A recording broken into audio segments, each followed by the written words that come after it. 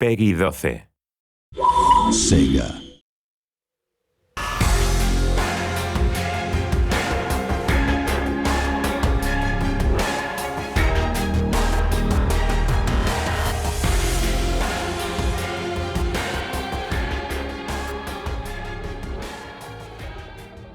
Setting up your car is all about getting the balance right.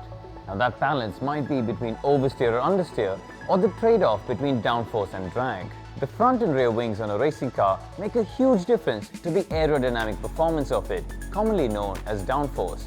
Getting the trade-off right between the amount of downforce and drag is vital, as one makes you fast in the corners while the other helps you go quickly down the straight.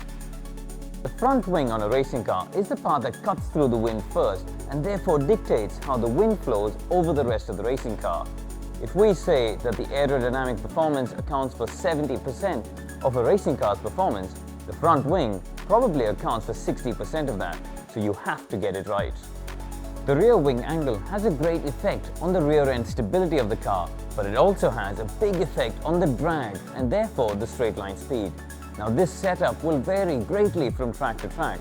A circuit which has long straights requires a shallower angle, while one with a lot of corners needs a bigger angle for more rear grip and confidence for the drivers.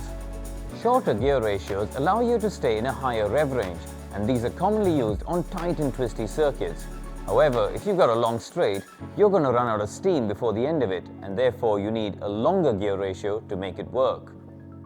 Choosing the right gear ratio is also dependent on your aerodynamic setup. If you've gone for a lower drag setup and higher top speed, you'll need longer gears. You'll never get a suspension setup that's perfect for the whole circuit. As such, you need to find a compromise that works for most of the track across the bumps, the curbs, and the different variants of corners. The suspension setup is also interlinked to the aerodynamics and the tires. A stiffer setup is better for aerodynamics, but isn't good for tire wear. Knowledge is key here. The more you do, the more you learn, and the same goes for your drivers and engineers. Sadly, there isn't a magic wand when it comes to car setup. Listen to your drivers and your engineers, and also rely on your own knowledge.